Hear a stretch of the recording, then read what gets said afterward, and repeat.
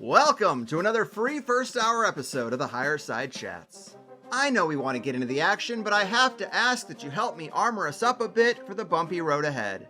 Because I bring you the first hour of this show without unrelated ad nonsense as a proof of concept. And if you value it, then come over to THC Plus for the $8 a month and hear the full 2-hour interviews as they were designed to be and as you would enjoy them most.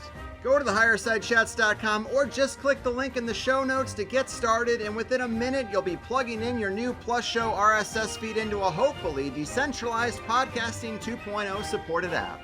Feed the things you want to grow and starve the things that gotta go, and we will reach the promised land. Think about that and enjoy the show.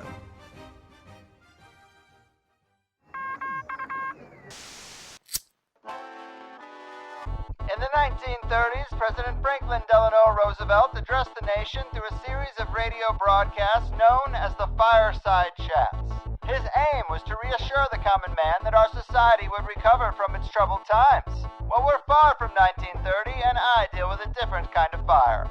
For a new era of worldly frustration, we offer a fresh conversation. I'm Greg Carlwood, and these are the Higher Side Chats. Here we go, Higher Side Chatters from sunny San Diego. I'm Greg Carlwood, and with all the problems we have these days, wouldn't it have been nice if at some point we had at least tried to restore some faith in our corporate-rated institutions?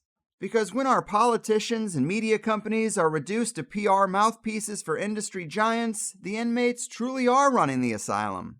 Regulators today do more to protect the profits of the big multinational corporations than they do to truly investigate on behalf of the people. And rarely do you find any major news source saying anything to conflict with those profits either. It creates a world where you really can't trust anything, from weed killer and water quality to cigarettes, cell phones, and pharmaceuticals. Many of us have a feeling that there might be more risks and consequences to these things than we realize, but who's doing the real investigating? Who's asking the critical questions? Well, they can feel few and far between, but when it comes to Monsanto, Roundup, and Glyphosate, today we have one of the premier critical question askers and dedicated investigative journalists, Carey Gillam. Carey has spent 30 years covering corporate America, with the last 20 years focused on food, agriculture, and pesticides. She's written 2 great books on the subject entitled Whitewash, The Story of a Weed Killer, Cancer, and the Corruption of Science, and most recently, the Monsanto Papers, Deadly Secrets, Corporate Corruption, and One Man's Search for Justice. She spent 17 years with Reuters and is now research director for U.S. Right to Know, an investigative nonprofit focused on public health issues, and it is a pleasure to have her with us. The weed killer critic from Kansas, the big agriculture agitator, and investigative journalist extraordinaire, Carey Gillam, welcome to the Higher Side. My gosh. Well, thank you for that introduction, and thanks for having me.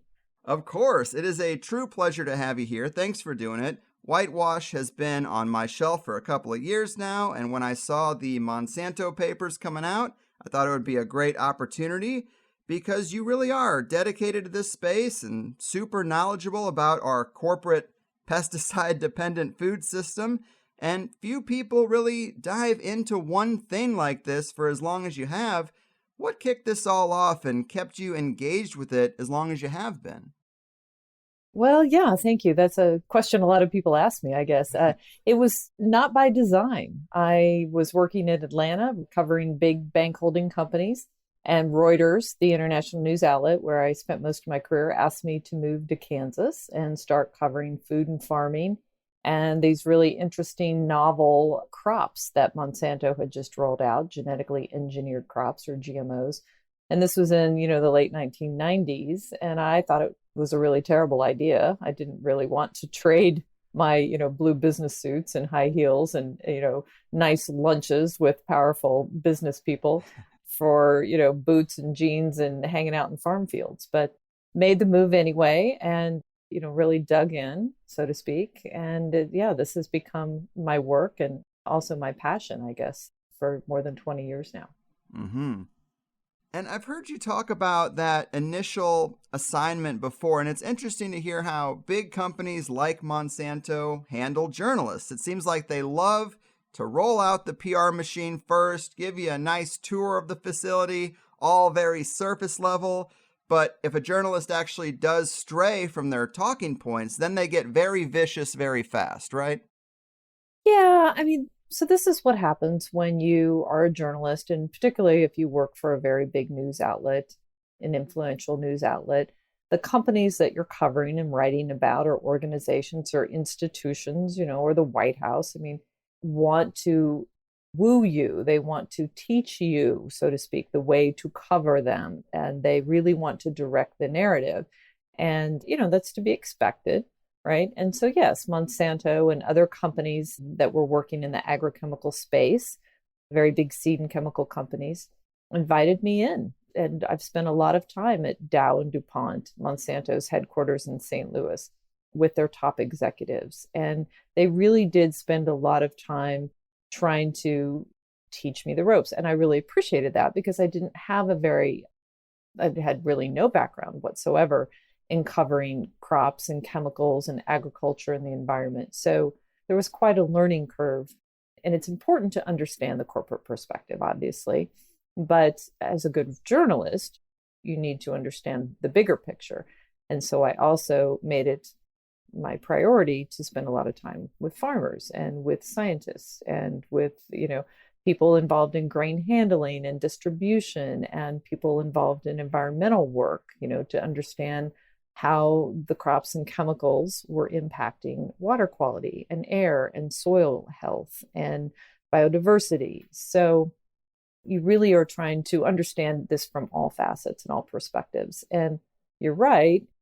As I learned more and came to understand that everything wasn't just completely, rosy and fabulous and wonderful, as the corporations tried to tell us, they became quite unhappy with my reporting. And the farther I strayed from, I guess, just parroting their propaganda, the more they tried to discredit me, harass my editors. In the late 2012, 13, 2014, really intensified. And of course, this was around the time when there was a big push to get GMO labeling in the United States. And there was a big push to look harder at this chemical, glyphosate, which is part of Monsanto's Roundup herbicide and actually has become or is the most widely used herbicide chemical in the world. And there was so much science that had come to bear showing that there was a real harm associated with this widespread use of this chemical. And I had been writing a lot about that. And yeah, I came under quite a bit of attack. And I'm sure if any of your listeners Google my name, they might find some pretty astonishingly awful things written about me.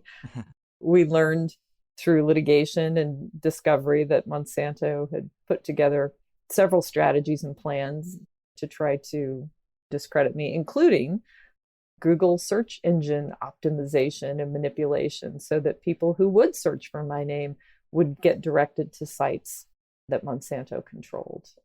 So, very interesting journey it's been, certainly.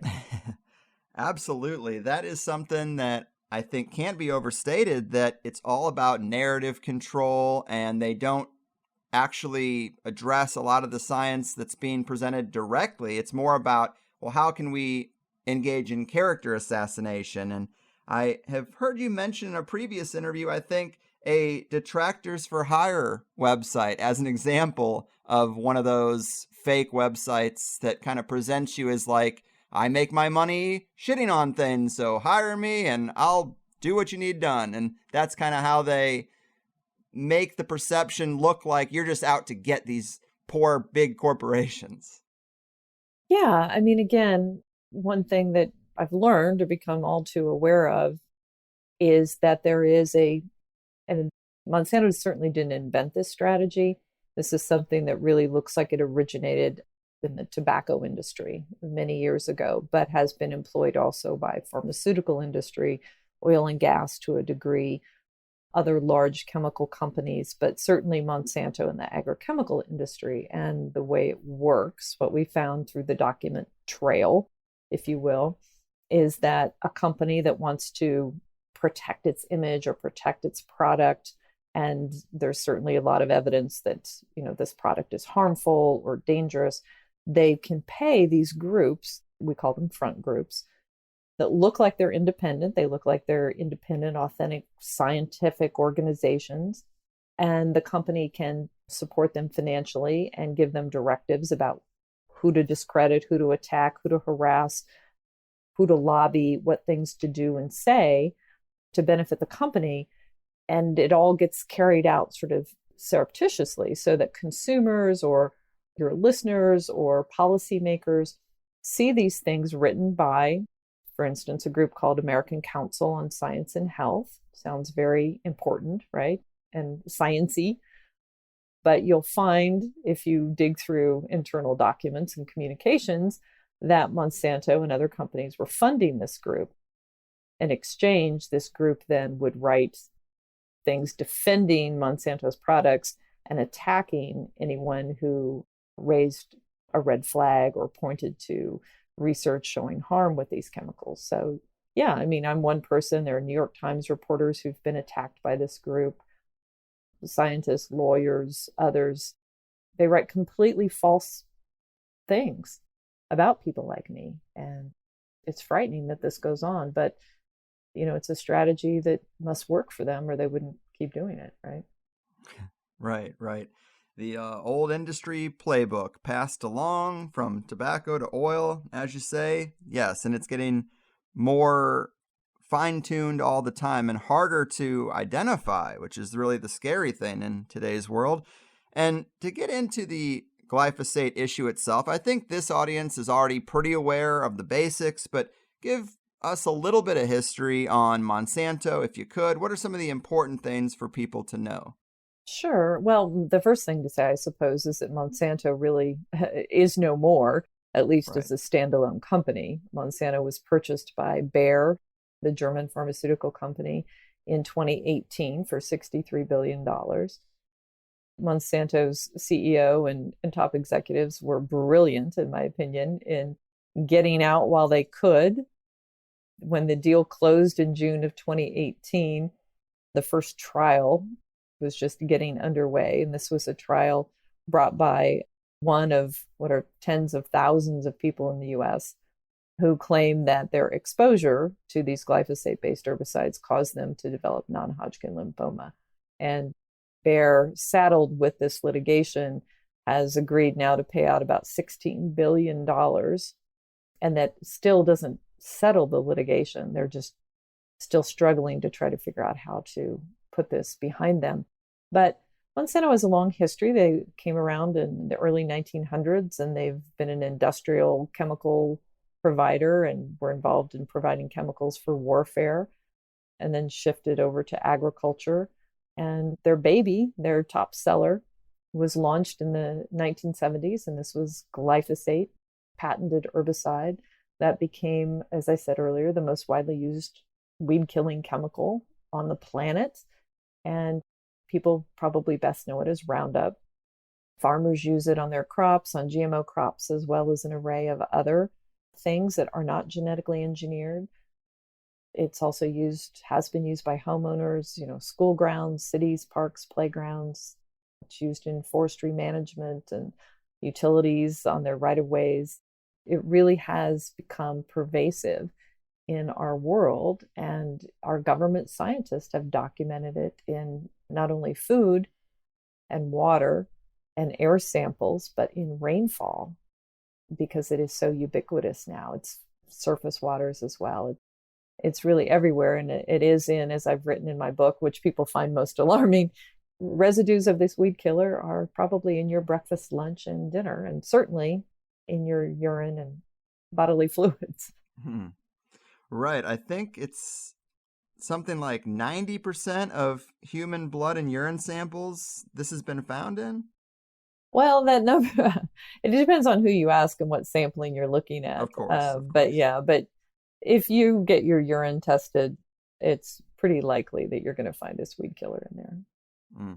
And baby food too, right? I mean, the corporate baby food industry, to me, it feels a lot like the pet food industry. Are they using the best products? Or are they using these big corporate GMO crops just like they do in the pet food, in the baby food. It seems like there's been a lot of red flags in baby food in the past few years that I can remember, but this would be another one. Glyphosate seems to be in there, or other pesticides even, at levels that are kind of scary to the experts.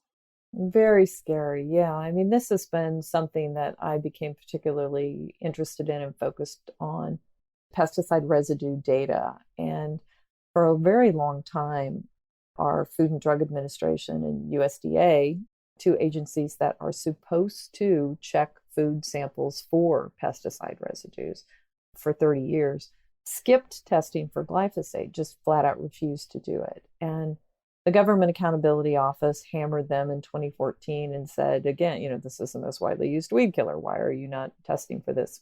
I had been asking that question for, over 10 years. Every year when a new report would come out, why are you not testing for this? I've been able to get data, I should say the FDA finally did start doing some limited testing, looking for glyphosate in food, and of course does find it.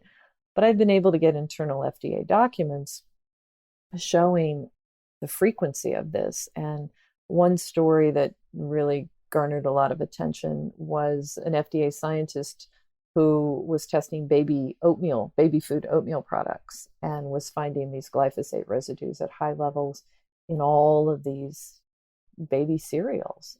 Really alarming. There's also been studies that show this weed killer in formula, because a lot of infant formula is made with soy. And of course, soy is one of the genetically engineered crops that's designed to be sprayed directly with glyphosate. So you have residues that are found in this infant formula. It's found in honey, even in, organic honey, and an array of crackers and cereals and other snack foods. But as you said, it's only one pesticide commonly found in our foods. The most recent FDA report to come out, which came out in late 2020, they do this every year, but the most recent one documented 212 different pesticides found in food samples. Wow. And there is something to be said about pollinators too. As you say, it's in organic honey. There's a lot of talk about the bees, saving the bees. The whole house of cards will fall apart if something happens to the bees, but it apparently has a pretty damning effect on bees and monarchs and just that part of our ecosystem, right? Yeah, I mean, glyphosate in particular has been found to be damaging to the monarch butterfly population.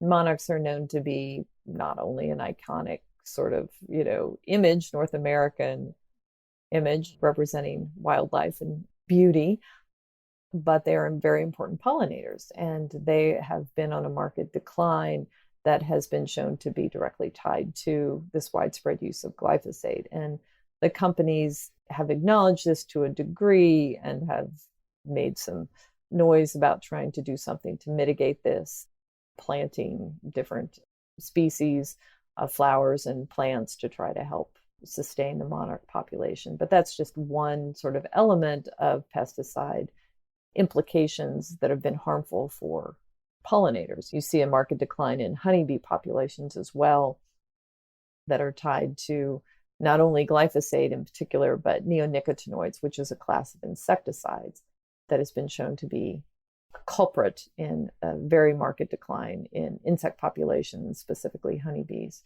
So, this is something that's been noted by the United Nations as well as scientists around the world, that we are seeing this very pervasive rise in pesticide use, not only in the United States, but around the world. And you're seeing sort of the canary in the coal mine, or, the red flag. You're seeing really sharp declines in bird populations. You're seeing sharp declines in insect populations. And you're seeing a whole array of health problems in humans that are tied directly to pesticides. So if we care about human and environmental health, we really need to care about pesticide use. Indeed we do. And I'm originally from Jefferson County, Missouri, which is not that far from Creve Coeur. And when I grew up, I had heard a lot of worship for Monsanto and the local chemical companies that have their bases in St. Louis and Creve Coeur. But I learned from the Monsanto papers that it wasn't always like this. You mentioned that at one time Monsanto was known as Monsanton, and that so many protests were happening at their headquarters in Creve Coeur that the Creve Coeur City Council passed an ordinance prohibiting protesters from standing on the median outside the entrance. And it's like, wow, will of the people, right? Yeah, I mean, certainly that was something I learned in attending, different events and meetings and, even farmers, even farmer groups attending conferences sponsored by Monsanto and eating and drinking food, funded by Monsanto would sort of, whisper to me, yeah, Monsanto's what we call them, Monsanton. And that was largely because Monsanto really garnered a reputation of not only they loved and they wooed their farmer customers, but any farmer that they thought wasn't really falling into line, farmers who they thought might be using their patented seeds without paying the license fee and purchasing them, they would go after these farmers and file lawsuits. And Monsanto's always been a very aggressive company in terms of going after anybody that stands in their way. And I think that's how they got the name Monsanto. There are also, of course, activist groups and others around the world who really have seen this company as pushing deadly products and wanting to try to shut them down. So, yeah, it's quite a name, quite a nickname, right? Yes, I love that kind of stuff. And so your first book is called Whitewash, the story of a weed killer, cancer, and the corruption of science. And it's that last part that I think is the most important thing to drive home. How did they corrupt the science? Besides just refusing to do the studies, there's probably a lot more to say about this. And I really hope the message gets through to people because I think this is not just an isolated incident. It certainly is not, right? Again, in almost every aspect of this, Monsanto's conduct and what they've engaged in that I would consider wrongful conduct or wrongdoing is seen in other companies, pushing other chemicals or other products. Monsanto's sort of the poster child, if you will, for pushing bad products and how to perfect that. In terms of the corruption of science, I mean, there's so many examples. I mean, one of them is that they engaged in ghostwriting scientific research. And this is papers and research studies that were published and pushed forward and given to regulatory agencies around the world to say, look, this chemical is totally safe. It doesn't cause cancer. It doesn't cause reproductive harm. You can spray it directly on food crops. It's not going to be a problem. Best thing out there, safest thing you've got. And here's a paper to prove it, an independent paper that we didn't have anything to do with. This is what Monsanto would say. And yet we've learned through, again, Freedom of Information documents that I've obtained, EPA archives, litigation documents that have come out, internal Monsanto emails, et cetera, that the company wrote many of these papers. Their own scientists would be heavily involved in dictating what these papers were going to say. And then they would essentially cover that up or lie about it and present them to the world as independent papers. And the hypocrisy that has been shown through their internal emails is just, to me, still just, jaw-dropping. They talk about all of the time and effort that they're going to put into ghostwriting. They use the word ghostwriting. They talk about internal employee annual reviews, and you're going to get bonus points because you ghostwrote this paper. They celebrate the ghostwriting of a paper that they say is going to be their defense of glyphosate around the world, and they're all going to have a great celebration. They spent so much time on this independent paper. So this is one element of the corruption of science. There are others. You see them paying the editors of scientific journals. There was one editor that they were paying $400 an hour as a consultant. This is an editor who's supposed to be giving an unbiased look at research that's coming into the journal to be published and sent around the world. This sort of thing. There are many, many examples of that. But then you also see them with regulators, with the EPA. You see them manipulating EPA management So you see internally EPA's own scientists saying very early on, I found documents from the very early 80s where scientists were saying, this looks like it causes cancer. This is causing all of these tumors in these experimental mice, and this is oncogenic, and this could be a problem. We need to classify this as such. And you see Monsanto saying, no, that's not the way this is going to happen. You're not assessing it the way we want you to. And you see a lot of pushback. And then you see EPA management eventually siding with Monsanto and stifling the research from its own scientists. And that, very importantly, has gone on, as I said, from the beginning of the EPA. And I've documented that in my books and other work, and so have other people. But just recently, just this summer of 2021, we've had 4 EPA whistleblowers, 4 scientists come out publicly with lawyers backing them, with documents and emails and audio recordings exposing EPA management for doing exactly this with a number of companies. They're accusing them specifically of deleting language that identifies cancer connections to chemicals, deleting language that shows that certain products cause developmental toxicity in kids, neurotoxicity, and then trying to shut up and reassign scientists to try to stand up to management. So the corruption runs rampant through the EPA. I've seen a bit of it inside USDA, FDA, and CDC as well, sadly to say, in my career. Again, there's so many examples. There's so many scientists. These are not the only 4 people who have come out of the EPA saying this. There have been many others. And we really need to figure out a way to get this cleaned up. And the Biden administration, Congress is supposed to be investigating. The Biden administration has been called to address this. This is a very urgent public health necessity to clean up the EPA. And I'm sure they're going to prioritize it like that.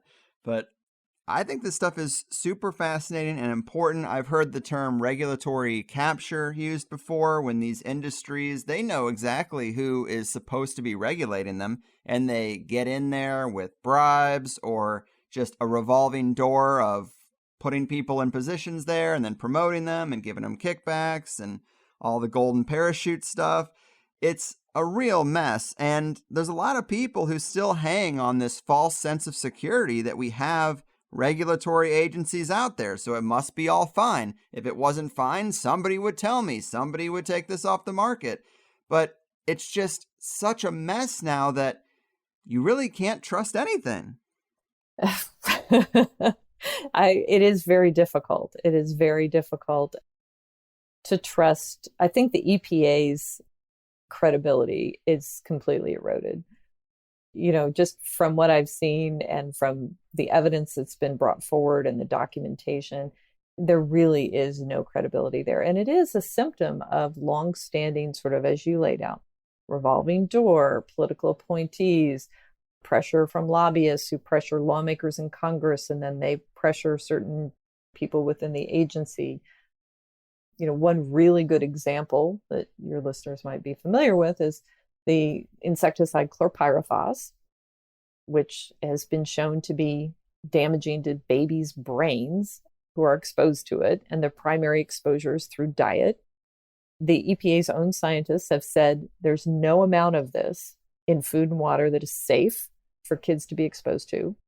Not even the most minuscule amount can be considered safe.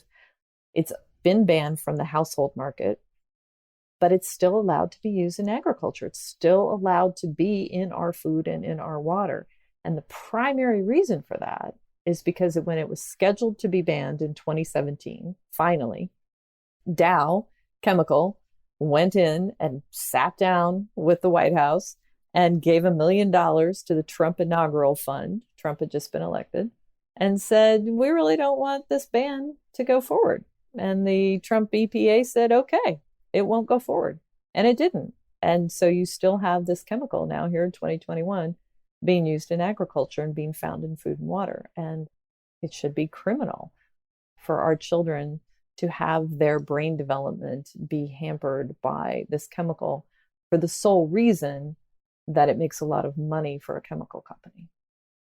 Yes, I am so glad you used that example. I had that here in my notes because, especially over the past couple of years, it seems like some people in this alternative community were captured by this narrative that Donald Trump was a long overdue hero out there fighting off the bad guys.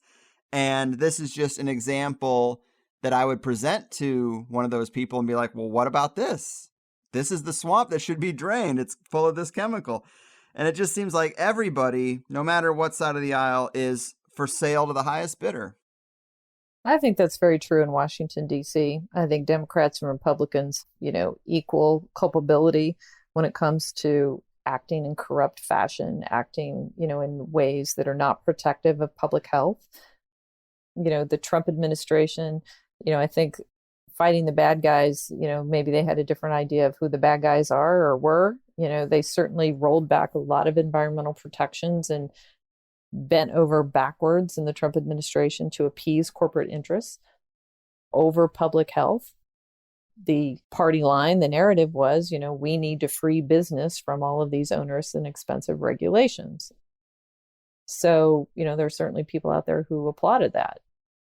Public health professionals were not among those people to a large degree, because when you let companies like Dow or Monsanto or others dictate what's going to happen with certain chemicals and the widespread use and allowing them in food and allowing exposure to young children, it's not a good thing. And we see the evidence. If you look at cancer rates, they're rising in children. If you look at neurodevelopmental problems in children, ADHD and autism and attention deficit disorder and things like that, those have been on the rise, clearly. Reproductive health problems in women, lowered testosterone, lowered sperm counts, infertility, all of these things we're seeing increasing. And cancer in particular, now if you look at cancer data from the National Cancer Institute, almost 40% of men and women in the United States are forecast to get cancer in their lifetimes.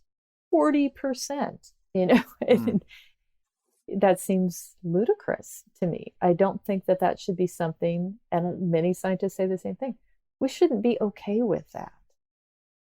But the chemical companies and all tell us that we should be, that it's okay, that we can live with cancer. And all of these chemicals that are known to cause cancer are essential tools that we need. So the trade-off, you'll even see people out there saying that, the trade-off is worth it. Mm-hmm. So I don't agree. I agree with you. And on top of just manipulating the science and ghostwriting articles and studies that are supposed to look independent and having the EPA shut down certain studies on their behalf and all this kind of stuff, on top of all that, it's also so disheartening to know that so many major multinational corporations are putting poisons into the environment that it even blurs that. Like, it's hard to identify why are 40% of people going to get cancer. Is it glyphosate? Is it lead pipes delivering our water? Is it stuff in the water? Is it cell phone radiation? It just seems like we have so many things out there that every company can just avoid being guilty by just looking at other industries and be like, well, look at what they're doing. I think the problem is probably the cell phones. Well, I think the problem is the glyphosate. Well, it's almost like we'll never unravel all this stuff because there's so much manipulation, and pretty much across the board with multinational corporations that are household names, they're putting out products that are harmful, at least not helpful.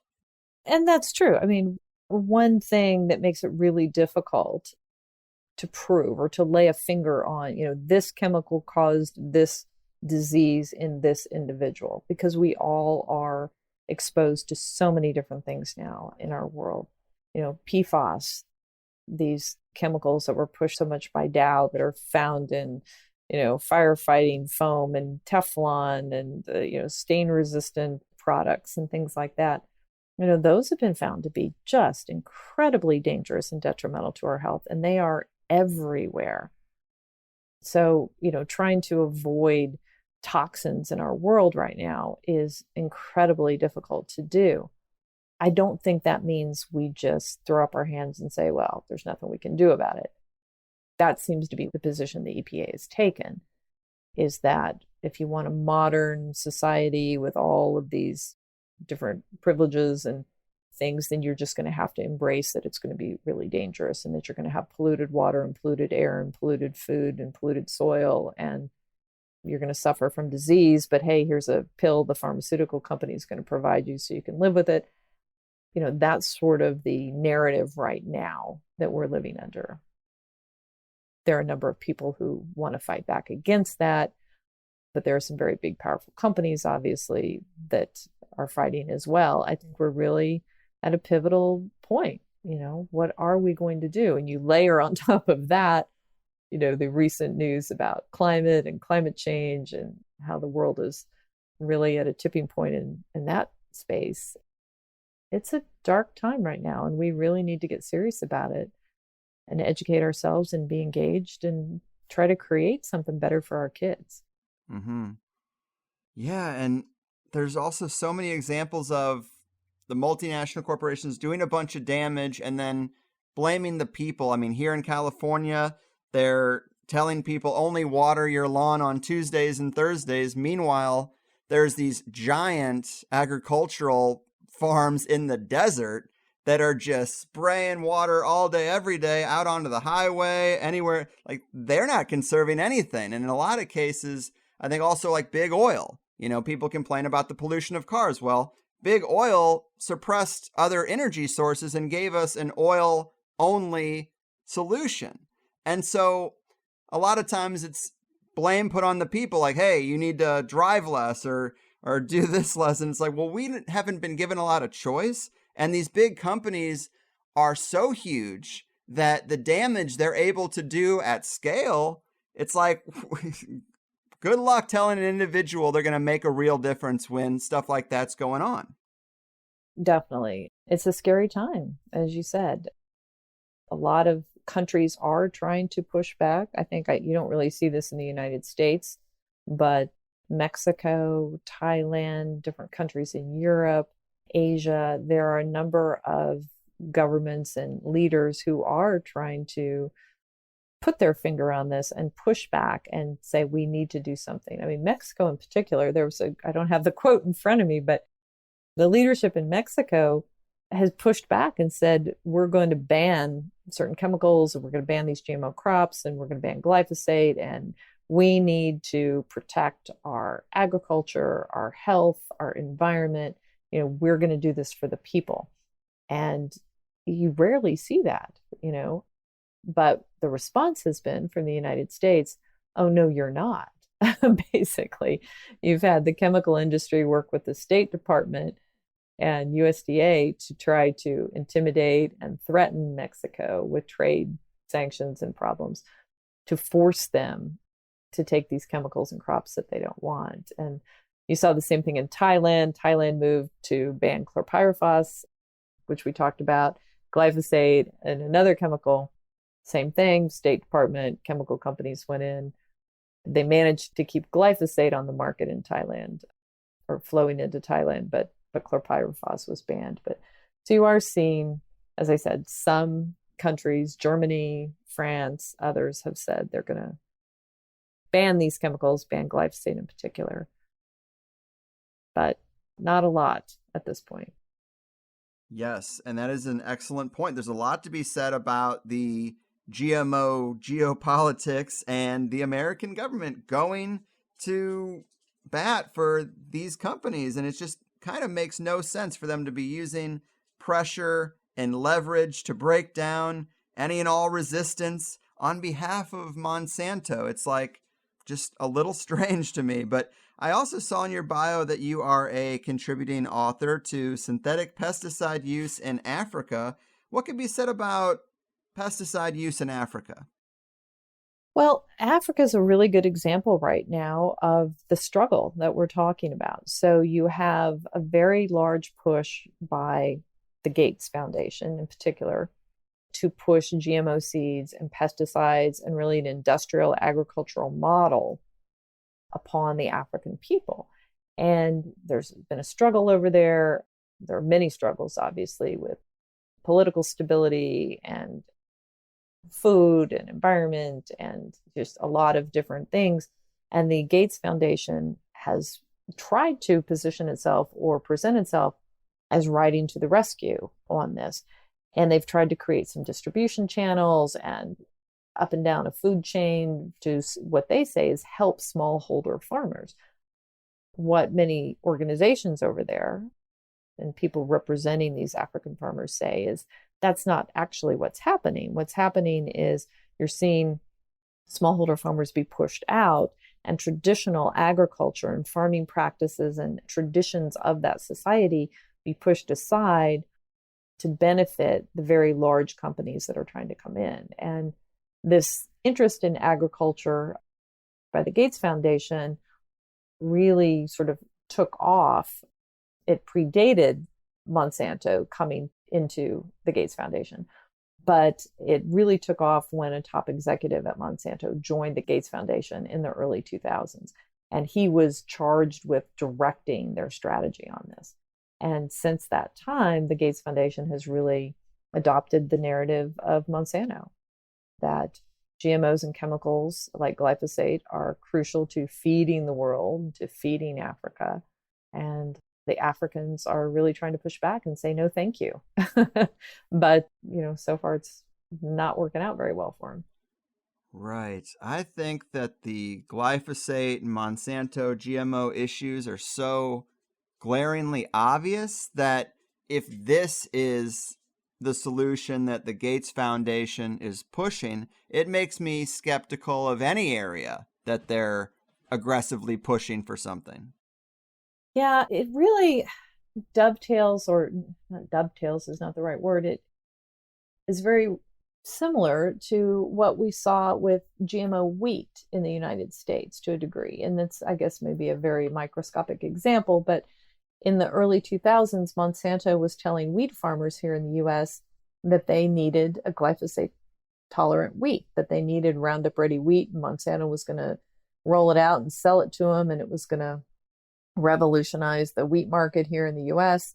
And the wheat farmers said, no, we don't want it. We don't need it. It's going to interfere with our export market. We don't want Roundup Ready wheat. Don't roll it out. You're going to mess up our market. And I attended so many meetings for a few years during this fight. And Monsanto kept saying, yeah, you want it. And the CEO of Monsanto told me this was so important to their profit stream that they get farmers to take GMO wheat. It ultimately was shelved. You don't now have a GMO wheat out there. You do have contamination issues where wheat around the Northwest has been contaminated with Monsanto's experimental wheat and caused a lot of disruption for certain farmers in the US. But you're seeing that same sort of playbook in Africa where they just push and push and push whether or not, the actual farmers say that they want or they need it. So it really is a top-down driven agenda, and certainly not something where they're trying to provide farmers with what they need. Right. That was going to be one of my questions, is if farmers were ever asking for this product, because it seems like you mentioned in the history that they had made these dangerous chemicals for warfare, and it seems like they kind of just repurposed some of these tools for mass consumption for retail. Well, that's certainly what they did. Yeah. I mean, when we were no longer engaged in war, in this massive war strategy, you didn't have a need for something like Agent Orange to spray on the vegetation, right?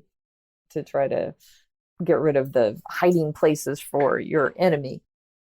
So they needed to repurpose these things. And 2,4-D, which was a part of Agent Orange, which was an element of that, 2,4-D is an herbicide that is used now in agriculture and is pushed very heavily. And GMO crops have been designed to tolerate 2,4-D just as they tolerate glyphosate, so that you can spray 2,4-D directly over the tops of crops, just like you spray them with glyphosate.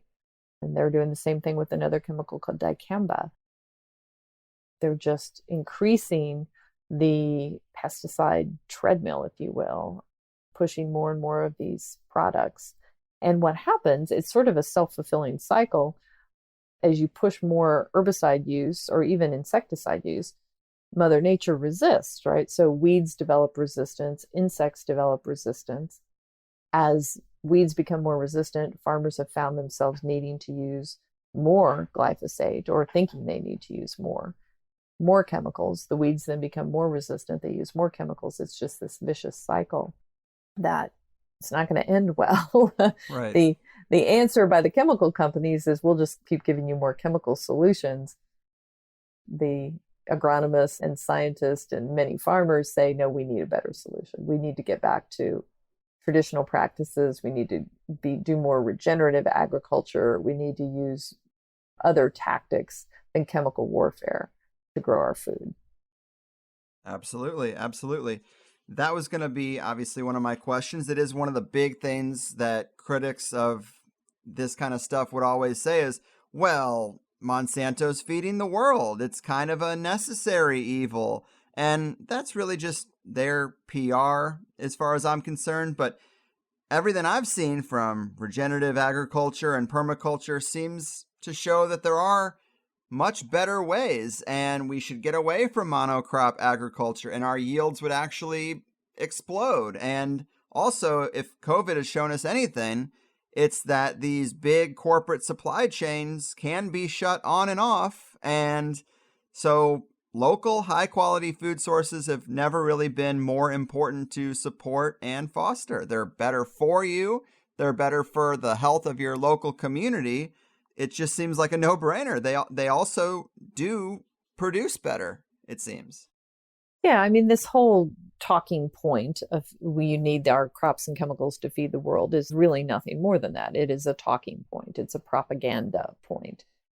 And anybody who's really studied this issue with an objective view knows that.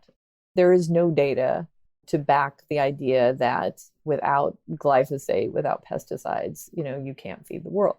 The United Nations a few years ago actually authored a lengthy report addressing just that issue. They identified these global corporations and said that they were, using aggressive, unethical marketing tactics, and they were lobbying, and they were, using obstructive sort of strategies, but that really there was no data to support that. And that in fact, pesticides, and I'll pull up the quote here if I can find it, pesticides, here's what they say. This is from the United Nations, have a catastrophic impact on the environment, human health, and society as a whole.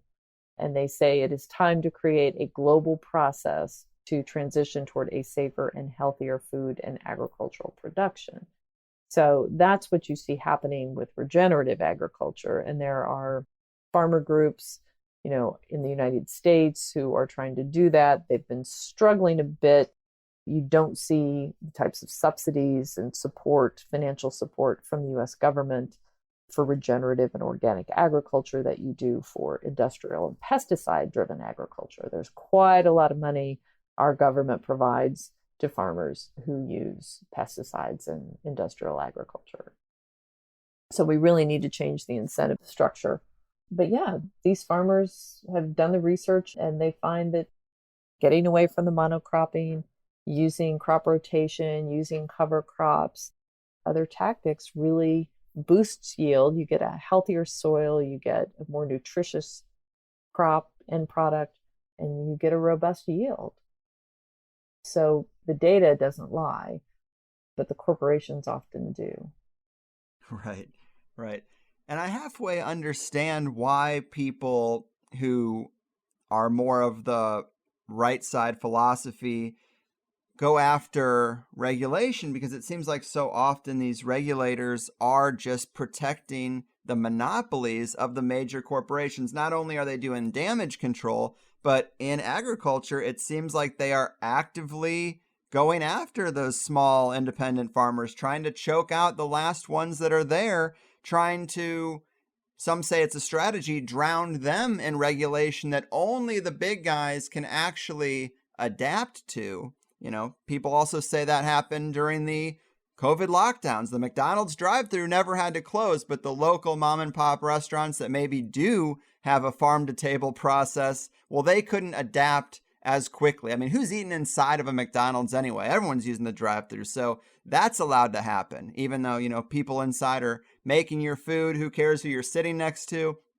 Whatever. But it just seems like in so many areas, I almost empathize with those who focus their attention on those regulators because of choking out the little guy. And in the case of farmers, it's really dangerous because how many local organic farmers are in your area? 5? You better start giving them your money or they won't be there at all. And when they fold, good luck getting another one to actually spring up and take its place. Like when your already dwindling local options are gone, it will just be big corporate agriculture. And that's a scary thing. And so many people know glyphosate is a problem. They might try to buy organic in the grocery store, but do they know a local rancher or farmer? Because that's where you're really going to save this industry. Yeah, I think that's true. If you have the means to look around and see if there's some local farmer, dairy operator that you can at least support in some way, or you can purchase from. Now, of course, you want to understand, what practices are they using, right? I mean, if they're using chemical agriculture, you probably are just as good as buying conventional products in the grocery store. But if they're really working on regenerative agriculture, it's better not only for the food that they're growing, but for the environment that maybe is close to where you live, the pollinators, and again, the air and the water and the soil, and all of that is going to be a healthier outcome when you aren't polluting the planet with these pesticides. But I mean, to your point, money talks in Washington, right? That's the walk and the talk. So, very big lobbying groups, they're funded by these big companies, and, it's how the money trickles down and how things happen in Washington. And these smaller organizations and these small farmers don't really have that same power in Washington. So it's not a level playing field. And just a note on the organic industry, one trend that we've seen as more consumers have identified organic as something that they desire and something that they're willing to pay more money for, you've seen some very big industrial ag companies come in and buy up mom and pop organic operators. So you may not realize it, but you might be buying an organic product in the grocery store that's actually owned by one of those big industrial ag companies. And these industrial ag companies have been trying to shift the organic standard and change what organic actually means. So that's been an ongoing battle as well. What is organic going to look like? Is it really going to be that this chicken that you're purchasing that says it's organic? Have they really been out running around in the sunshine, pecking at the ground, or have they been locked in a cage near a open door so they can see the sunshine? And it's a different thing, but that's a really concerning issue for people in agriculture right now as well. Absolutely. Yeah, they really do blur the line as to like what is free range and what is organic. And it's just nuts because if your products are so superior, like you say, you should stamp Monsanto proudly on every tomato. Scream glyphosate from the rooftops. Why isn't there a glyphosate section of our grocery store where we can go right to those products because they are so much better than all the others? Why are you trying to obscure what comes from where if it's just God's gift to the earth, glyphosate? Yeah. Well, that was a question I always had for the companies when this GMO labeling was really becoming an issue. In 2012 and 2013, you had numerous states trying to pass laws to force labeling on food products that were made with genetically engineered crops. And the food industry, Monsanto and the rest of them, were really fighting this and saying, God, no, we don't want products to be labeled GMOs, that they were made with GMOs. And that was my question. I was like, why not? Why not try to make this a wonderful thing? You say GMOs are so great. Push that, promote that. You'd want to label things as GMO, I would think. But Of course, they didn't, and they pushed back and used their power in Washington to push federal preemption and get some sort of compromise labeling and things like that out there. So it's all a political struggle, it seems like, whenever people want truth and transparency about their food. Of course, of course. And another criticism is people say that eating organic is expensive, but I think if you put it in the context of your overall health, it's not that expensive because being in poor health is quite expensive too. Right. I mean, different groups have tried to, run numbers on that. You have a report from the National Toxicology Program a few years back that tried to make that point, that these chemical exposures and food that we eat and all of this, you may think you're getting a cheap deal right now, and that's the better way to go. But if you look at the healthcare implications and the costs of being sick and medical bills and chemotherapies and treatments and lost productivity, it's billions of dollars. It amounts to billions of dollars annually in costs that we pay for the supposed cheap and convenient things that we get from these chemicals. Cheapness and convenience is often much more expensive than people think, I suppose. Absolutely. That's definitely a layer to all this and a great point. And as we're starting to wrap this story up, last weekend I was in a Vegas hotel, which is the only place I see real TV commercials anymore in hotels. And I was quite happy to see one of those law firm ads. Did you have close contact with glyphosate? Call our offices today. And I heard also that Bayer said they would retire glyphosate in a couple of years, but I think only for retail consumers, which is an odd caveat. I mean, if it's poison, it's poison. But what are these most recent chapters in the glyphosate story? I mean, it seems like there's more class action lawsuits coming out, and it seems like they are actually winding down its use, even though it still seems years away. Yeah, well, Bayer has been struggling, the owner of Monsanto, to put this litigation behind it in the United States. They say there are over 100,000 people like Lee Johnson, the guy in my book, who have claims against the company saying that they're non-Hodgkin lymphomas due to their exposure to Roundup. So Bayer has put together now about $16 billion. They've told investors they've set aside $16 billion to try to settle the existing claims. But they have been really trying to figure out how in the world are they going to head off claims in the future, because they don't want to stop selling it. They definitely don't want to put a warning label on it saying it can cause cancer. If they acknowledge it can cause cancer, you can't spray it directly on food crops anymore. The EPA, that should be disallowed. And it could really harm sales and volume use around the world. So what they have said is, because most of the claims that they've been facing come from people like Lee Johnson or, Alva and Alberta Piliot, like regular folk that are out there, not farmers, they've said they're going to stop selling it for the lawn and garden market, stop selling it to consumers. And they'll stop doing that by 2023. But they are not going to stop selling it to commercial applicators and farmers. And they are not going to put anything on it that says it causes cancer, they say. So how they marry that with keeping litigation at bay is a nut they haven't cracked yet. They've put several proposals forward to the federal court judge who's in charge of all this federal litigation and asked him to approve different plans. They wanted to put in place an order that there couldn't be any trials for 4 years. The judge said that was crazy. They told the judge they wanted to set up a science panel that would basically mean that juries would not be involved in deciding whether or not it causes cancer anymore. It would be up to a science panel that they would help appoint to decide that question. The judge said, no, bad idea, not going to do it. Lots of different problems with the plan. So right now, there's a trial going on in California here in August 2021, and we'll see how that comes out. Bayer is trying very hard to get a case to be taken up by the U.S. Supreme Court, and they want the U.S. Supreme Court to agree with them that the fact that the EPA backs them and says that it's safe and fine to sell, that should preempt all of these lawsuits and should preempt all of these claims. And if they can get that ruling, then they think they'll be home free. So that's their key strategy right now. Hmm.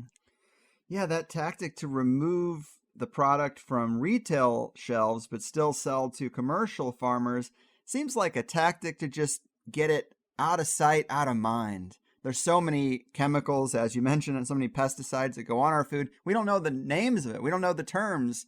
They're not as popularized as glyphosate. So if you can just take Roundup off the local Home Depot shelf, well, I mean, who's really digging into what Big Ag is using? Who's really going to know?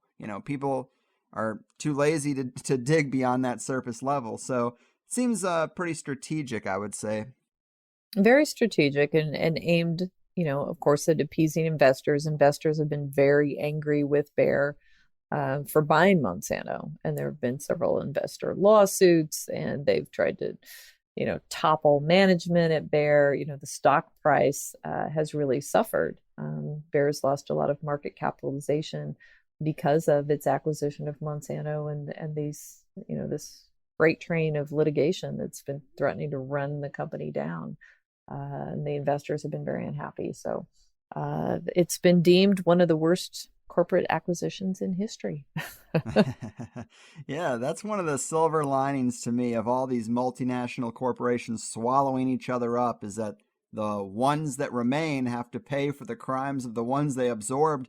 And it seems like a pretty heavy burden to bear and a real domino effect that can happen. So happy accidents, and I'm happy to see it continue. If they want to keep monopolizing everything and swallowing up more and more stuff till we just have one big corporation, good luck, because you're going to have to pay out a lot of people for a lot of unrelated incidents from all the other companies that you bought up. And before we really close this out, we got to save a little time to talk about U.S. Right to Know. Tell the people what you guys are doing over there, because if we're looking for solutions and we're looking for the right organizations to support, they should know a little bit about this one. Well, yeah, thank you for that. Part of this little tiny nonprofit, we're called U.S. Right to Know. usrtk.org is the website. And we're not super splashy or super polished, but what we do is we file Freedom of Information Act requests and State Records Act requests, and really are all about getting data, getting documents, and then putting them up on the website for free. It takes a lot of money sometimes to get these documents, but putting them out there for public consumption, for other journalists to use, or policymakers, or lawyers, or advocacy groups, anybody really who can benefit from this truthful information that's often hard to get. And we know how to do it. I've had to sue the EPA twice and the FDA once. My colleagues are very involved. And we get documents from universities around the country and state regulatory bodies and CDC, FDA, USDA, EPA, NIH, a lot of different organizations and groups use our documents and find them quite helpful. And they're the basis for stories in the New York Times and LA Times, newspapers around the world actually have relied on our documents for important stories. So, as I said, we're small. We rely on donations. We don't take any corporate money. We only take money from individuals or foundations or other nonprofits. So we can use all the support we can get.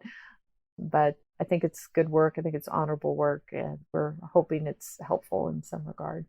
Yes, definitely. And just so people have a sense of the wider focus, what are some of the non-glyphosate related issues that you guys have been covering?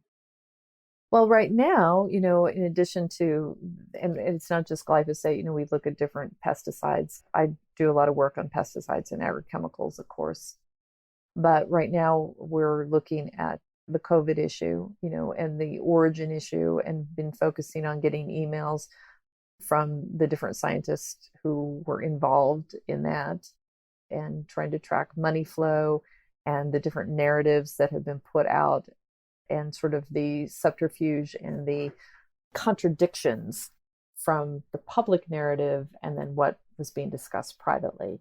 And it's really, I think we can take some credit. Different news outlets have cited our work and our emails that we've obtained as, driving the Biden administration's call for an investigation into this origin question, because it is important to understand gain of function research that's going on, that our government has funded, that's going on in laboratories around the world to make viruses more virulent, and understand what that means. There have been lab leaks that have been documented around the world. It's important to understand what we're doing, what we're funding, and what that means for public health. And if this was a lab leak in some regard, it would be important to know that, right? Mm-hmm. So that maybe we can help make sure it doesn't happen again in some way. And we've done a lot of work with CDC documents and shown how CDC unfortunately has some very powerful connections to very powerful companies like Coca-Cola and other food and beverage interests that influence CDC work on sugar and obesity and diabetes and health. And so we're really just, again, trying to expose things that maybe powerful companies don't want out there. Yes, there seem to be a range of things you guys focus on, but that is the connective tissue, is you're going after the big companies out there. I saw stuff about Bill Gates' investments in agriculture, which you mentioned earlier, the sugar lobby and artificial sweeteners. So several issues that are important to this audience. I hope they do check it out. Yeah, and it's important to say that the companies that we have highlighted, or the corporate interests or the organizations, have really tried to shut us down and have worked really hard to do that. And there are, again, internal documents that show that. So if there are people out there who want to support us, we would welcome that. Yes, cheers. And in terms of social media links, your website, future projects, what should we tell them about following up on this if they want to keep tabs on what you have going on? Yeah. So, usrtk.org. We're also on Twitter, and we have a Facebook page. And then I'm on Twitter myself. I love for people to follow me and engage. I try to put breaking news and documents up there as much as I can.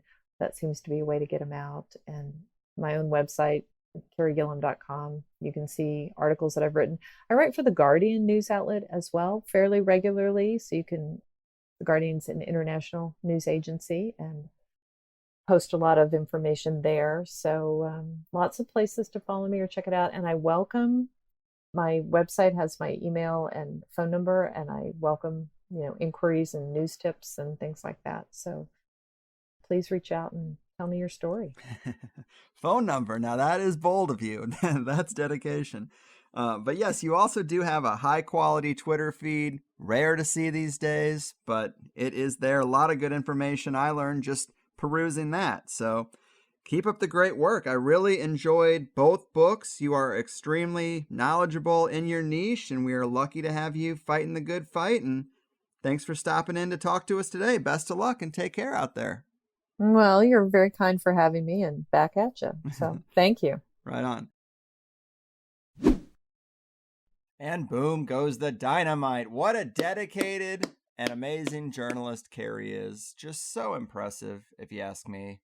I know some people might think that when you consider the full totality that is the THC iceberg, this is not as deep as some of the more out there things we might get into. But I've been looking for creative ways to poke holes through the common phrases we're hearing these days without over-focusing on it directly. These almost evangelical declarations to trust the science and this theme that no matter what unethical or criminal activity a company has been convicted of, in a crisis, we just gotta acquiesce and follow their advice. They're the experts, criminals or not. When we really do know it's all tainted by their own incentives, and we cannot trust the compromised media to report on things accurately. A lot of people acknowledge the greed and the cutthroat business practices, but I guess they have a belief that there is some magic line that doesn't get crossed, and science is science and data is data, and that's neutral. But another thing I wanted to remind people of, obviously, is how toothless and arbitrary FDA and EPA approvals for safety can be in today's world. I wish it wasn't that way. Without regulation, it'd probably be worse, but we need some checks and balances to keep the corporate people out of the regulation department. When these companies are willing to spend billions of dollars to capture everything, you got to be pretty vigilant, and we're not. I think we've learned just how easy it is to control the narrative around certain things when a company is committed enough. As Carey said, the tobacco industry playbook. Definitely still being passed around. And you got to be pretty dense to not see all these factors in the case of Monsanto and glyphosate. Because it's a pretty glaringly toxic example, yet people still buy it because it's at Home Depot, so it must be okay. That said, all of these themes to me are very important in today's world, and with today's dominant narratives and conflicts of interest, I would hope it would be a natural progression, but at the same time, if you are actually presented with the information on how many Midwesterners with a lawn or a garden are still using Roundup, I'm pretty sure you'd be shocked by how many have it in the shed right next to the lawnmower and the blow-up kiddie pool. So we do have a long way to go, but today we talked about a template that I hope more people start applying to other situations and industries. But hey, I just lead the horse to the unfluoridated water. I can't make anybody drink, although the sad state of everything definitely makes me want to. But as a journalist, as an expert in her area, Carey is so high level. We also recorded this just before this recent FOIA document release that offers even greater evidence that Fauci funded gain-of-function research on coronaviruses in the Wuhan lab. But I'm sure her organization, US Right to Know, usrtk.org,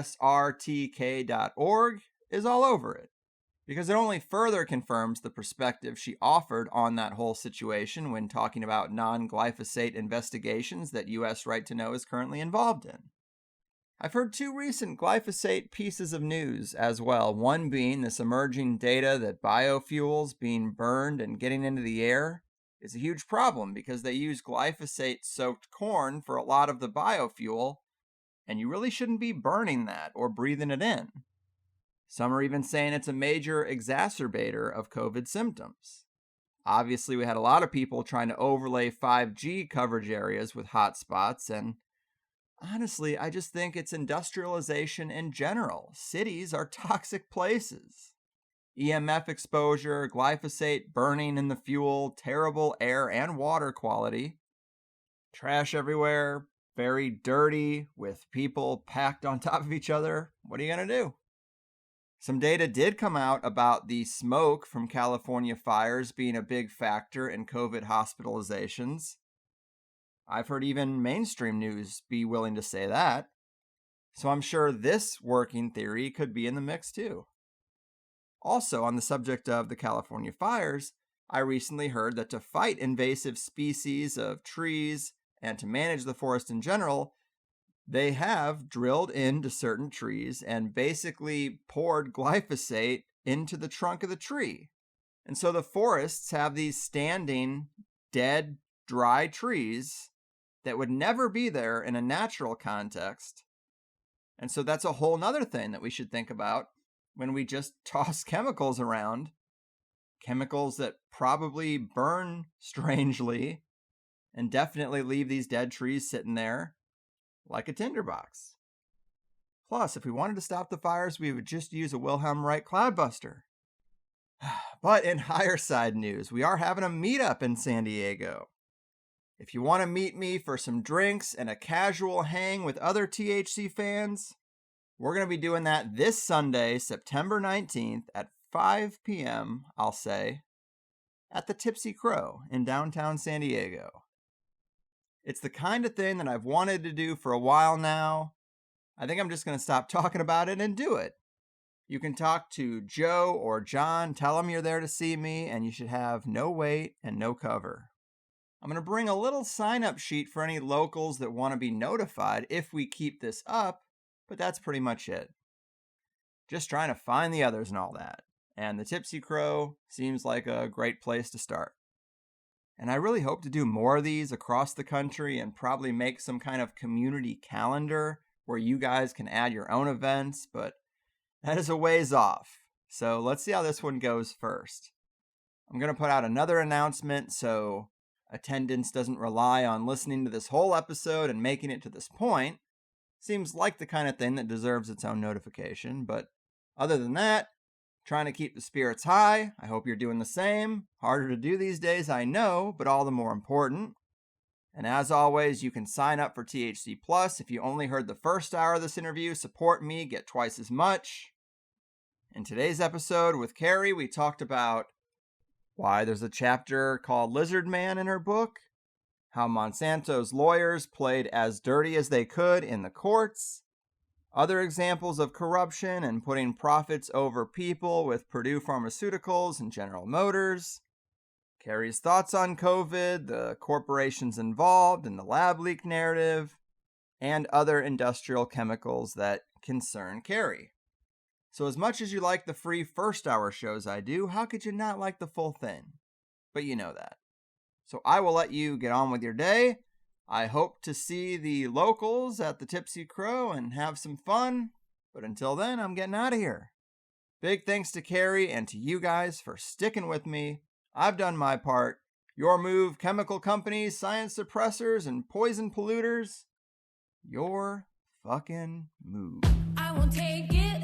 No, I refuse. If it's alright, I'll keep my refuge. I've been scheming of bigger things and have to leave my old life behind.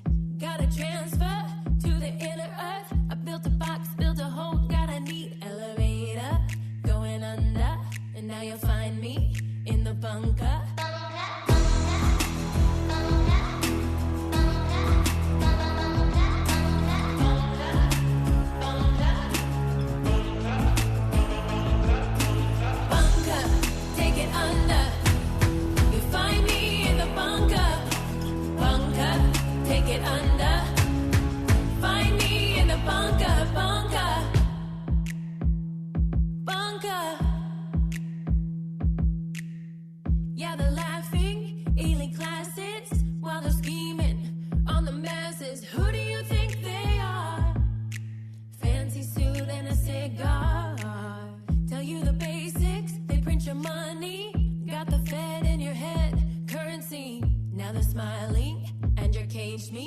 How this happened, how you don't see.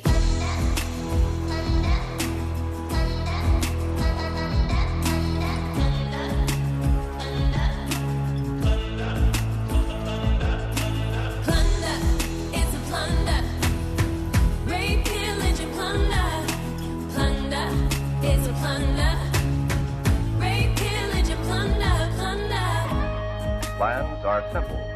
The best protection of all is the special shelter built according to specifications of your local civil defense organization.